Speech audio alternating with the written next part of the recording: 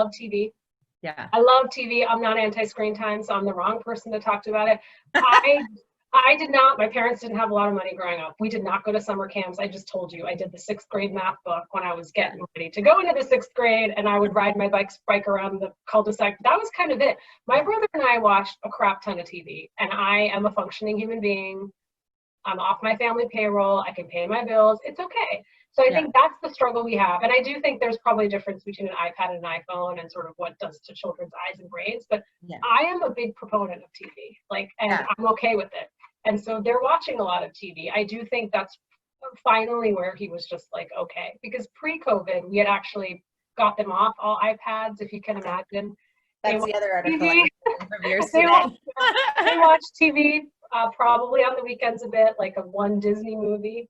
Yeah. Saturday night was Disney movie night. Now every night is Disney movie night, But it's, I don't know. For me, I feel like it's okay, and I'm not gonna draw such hard boundaries. Everyone has to do what they have to do for their, for their families. I think also this idea of the projects that teachers will send, God love them, but it's like, we need gold paint. I'm like, what gold paint for something? I'm like, I have black and maybe white and maybe yellow. Like, I don't have buttons. I don't have feathers. I don't have pipe cleaners. I don't have the little pom-pom things. No extra popsicle sticks in this house. Like, I know. No project shaming. No project shaming. So that's also where we've been like, he was running to the store one day to get gauze strips for some volcano experiment. And I'm like, why? Just let them learn what they're going to learn, and whatever we have in the house is what we have. And so I think those sort of but again, it's like recreating the magic from school is really hard, and we have to done. Yeah. And I think too, you're right. I mean, so we've had some of those things, and there's a lot of extra stuff like, oh, we have a talent show. I didn't know about that. I don't think we're going to be doing that one. And there's this Zoom recital and that. And at some point you feel like, in the beginning I was like, oh, we should do it all. We are going to try and recreate the magic. That's a great way to describe it. But I would say it was about, I don't know, not that far in that I was like, never mind, that is not happening in this house, because you're absolutely right. We don't need gauze strips. We're going to cut up some tissue paper. We're going to use our imaginations, a little bit of ingenuity. And I had to make do when I was a kid, and I realize I'm dating myself, but these are the things that my parents said to me, back when I was a kid, we blah, blah, blah, blah, blah. And I've discovered that I'm officially my parents. And I say the same things. But it's interesting when you talk about TV, because we were in a similar boat. The kids have devices, and we'd really tried to limit their time on them. If they were on them, they were doing, like coloring or whatever. And now I'm like, well, everybody has a friggin' Chromebook. Everybody's on it all day long for school. And then after that, I'm sorry, it's hard to find the time. So yes, you want to watch a Disney movie? Absolutely. You want to watch it again? Sure thing. A third time? All right. Let's do it. But people say don't use the screen as a babysitter, and I'm like thinking that's the only time I use it, is when I can't do anything else. We don't have childcare right now. It's just the reality of life, and so we all have to just sort of realize that. I think the other big aha I had is just how much I was covering as a working mother, even though here I am running Inclusion for Unilever and cross-cultural marketing. I think we've all gone through that. And I had a very vivid memory, I want to say when my son was 7 months or 8 months, and a senior leader called me. It was during dinner time. So this is I'm at home, it's 6:30, it's not at noon. Right. And my husband wasn't home. And I remember the leader kept calling. And so I was like, I have to pick this up. So I put my son in a swing, closed the door. We were in a 1-bedroom in Jersey City. I went into the bathroom, closed that door, and went into the bathtub and pulled the shower curtain. What that was going to do, I don't know. But this wanting to hide, wanting to cover the fact that I had a crying baby in the background when you're calling me during dinner time.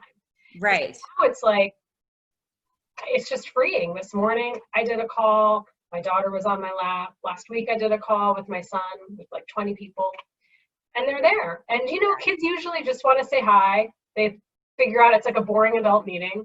Right. And then they kind of go off, but I'm like, this is it. Yeah. All day, every day. So I'm not going to hide it. No. I'm fully supportive of that. It's warts and all are out on full display for the most part. Have you and your husband found that have you discovered new ways to compromise, or do you find that there's some compromise that is new in this scenario? I mean, so it sounds like he was very, regimented and had a very, kind of, had a plan for every day when it came to school. You, not so much, and that's fine. But have you found new ways to compromise? Like, how have you come together so that you're not constantly at each other's throats? And I mean, trust me, I've made the joke on more than one occasion that I'm like considering filing off my fingerprints just in case I do murder my husband. I won't leave any evidence, because it is hard. It's hard, but we found ways to compromise sometimes. Yeah, listen, I think I appreciate that he's so organized and so on top of it. Every night you'll hear the printer going, because he's printing all the worksheets and things that need to be done for the next day, and he's uploading, and I'm like, well, I'm glad someone's on top of it.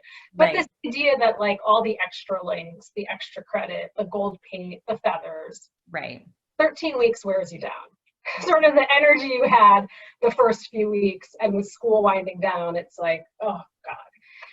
I also think we've compromised a lot, or I've been better about talking about what I need. I think one of the big conversations, especially for working mothers and, working women executives, is the amount of household work.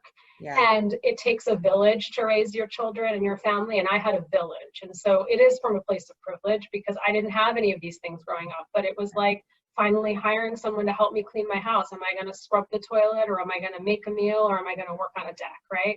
And then everything, whether it was my mom or in-laws or family members who would help, that's all gone now. And so it's all of us doing everything. And for me to be like, okay, why am I falling into the old cultural gender stereotype norms? Why am I falling into that? Why am I feeling like I have to be up early, unloading the dishwasher, getting breakfast ready? What are we doing for lunch? Like, why am I not asking for help?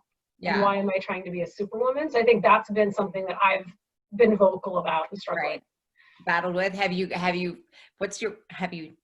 have any strategy for all the rest of us who may be dealing with that? No, I think it's just asking for like almost dividing. I hate to think about this, but I remember, most of my, before getting married, I had roommates. And so thinking about when you have roommates, wondering who's going to divide and conquer. But I'm going to do the bathrooms. I need you to vacuum. I'm going to do these meals. Can you take out the trash? And I think for us, when the kids go to bed at night, sort of almost like wargaming for the next day.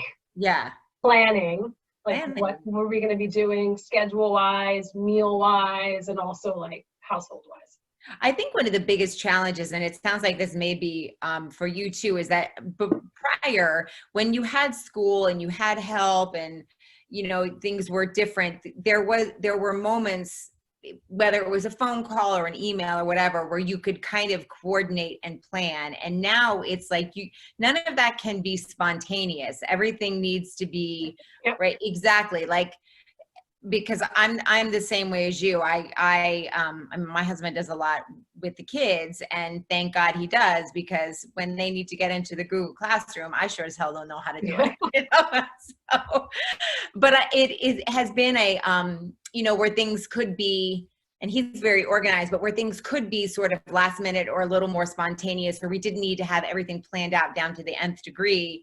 Now that's not the case. Assignments and this or that or whatever is coming up between his work and my work. He travels, so it's tough. You have to be much more planned.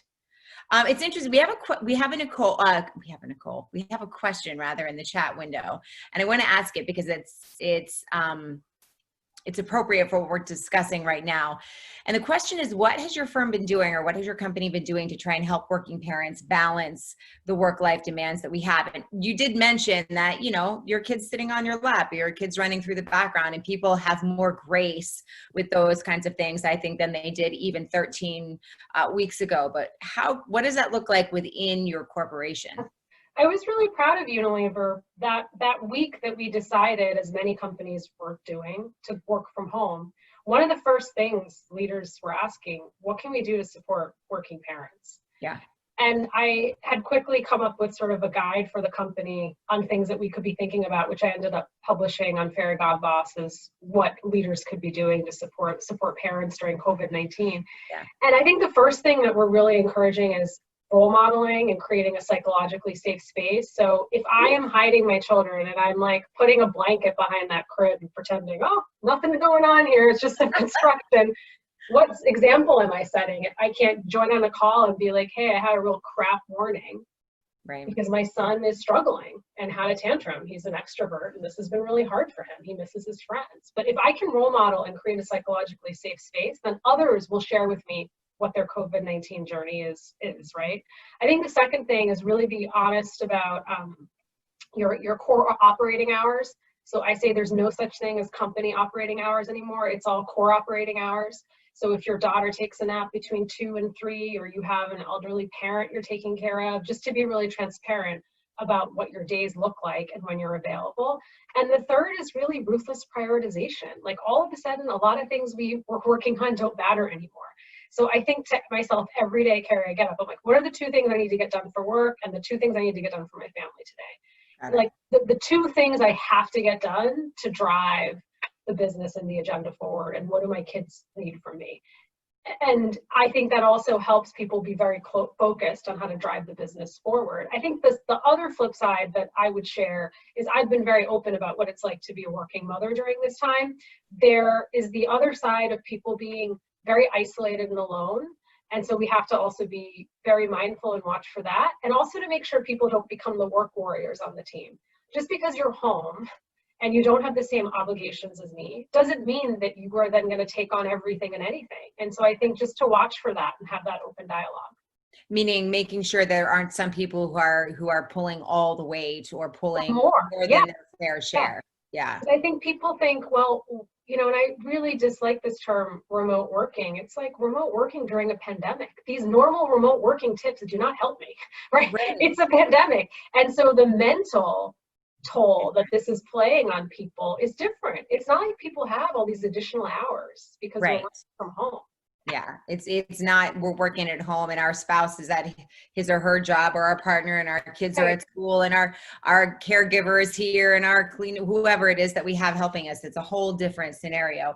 I do want to touch on something, and I can't believe we're almost out of time, but I want to ask you, you mentioned keeping an eye out for people who are feeling isolated, and I realize this is a little bit of a departure from perhaps the topic of parenting, but in terms of your corporation, if there are other working moms who are looking at this and saying, I'm in this role, or I have that role, and I need to be aware of these kinds of, like, what are you noticing, or what are you seeing that are red flags when it comes to that? For working parents, or just for people who are just in general? In general, yeah, I think just, you know, listen, kindness goes a long way. We were talking earlier. Just over egg on the kindness. Just give people the benefit of the doubt. Don't focus on micromanaging people and asking them. I have the best 3 o'clock daily stand-up every day where we just connect, right? We all know what we need to do. We're adults. I don't need to be pinging people 5 times a day to say, did you get that paragraph done for whatever deck? So I think that's really important. And I think just allowing people also to take vacation time. It's a strange time because if you take vacation, I have nowhere to go. I took Friday off, and it was a bit strange because I still had to do everything I had to do at home, but it was a little less stressful for me to just say, I'm taking Friday off. I'm not answering emails or phone calls. And so that was, I think, allowing people and having that conversation. I know you can't go anywhere, but you need to take some breaks and some mental health days. Right. A little bit of me time, even if you just go out in the backyard and like have a glass of wine, or you sit on your patio, or wherever it is, you lock yourself in your bathroom and you close the shower curtain. And I heard the nicest thing someone had shared with me at Unilever. They wrote to me and said, I've been reading everything you've been writing, and I'm not a parent, and I just really appreciate your perspective. And I decided for 2 of the moms on my team, I sent them puzzles for their kids. Just a very sweet, nice gesture. So think about whether it's like, and I know a lot of our kids are zoomed out, but maybe reading a book to a coworker's child. sending them something small in the mail, just saying, checking in and thinking about you. It's been a tough 2 weeks for me, work-wise, and I just appreciate the text, and someone sent me a Starbucks gift card. Just the small things, the small things mean a lot. That's awesome. That's the great advice, and I'm going to take it too. I appreciate you sharing it with us. Thank you. Thanks. I cannot believe we've spoken. We're done. I'm like ready for another half hour. I got to go get the coffee. You were great. Thank you. Thank you. Thank you. I so appreciate it. If there are panelists out there who did not get a chance to get their questions answered or asked, reach out to Nicole or me, and we will do our best to facilitate a little bit of further discussion. Before I let you go, Mita, I just want to remind our panelists of a couple of quick things. Again, we are encouraging donations to Project Kind. Their website is projectkind123.org. As I mentioned, you can also text Project Kind to 44321. Mita, we are so appreciative of your time. I know you've been busy, especially, and we didn't get a chance to really touch on what's going on in our world outside of the pandemic, but I know that you've been incredibly busy in that area as well. So we doubly appreciate your time and your energy and your thoughts and your willingness to appear and talk to our attendees. So thank you very much. No, thank you for having me. Thanks very much. Absolutely, absolutely. With that said, a quick reminder that at 1:30, which is now, Nicole will be hosting the next Mindset Boot Camp. It's called Training Your Focus with Mindfulness. The invite should be already in your email inbox. So all you have to do is click on the link and Nicole will meet you there. And so with that, I will let you go. Mita, thank you so much. Thank you. Thank you. Attendees, thank you so much. And we'll see you tomorrow. Bye.